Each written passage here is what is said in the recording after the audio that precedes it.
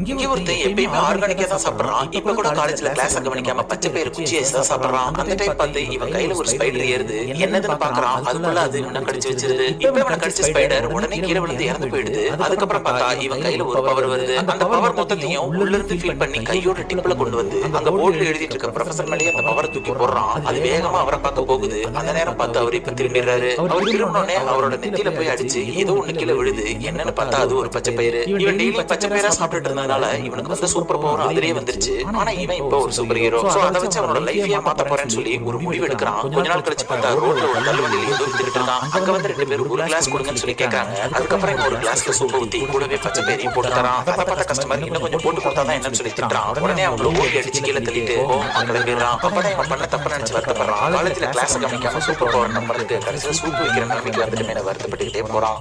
எல்லாருமே சொன்னா பணம் ஆயிர முடியுமாடா?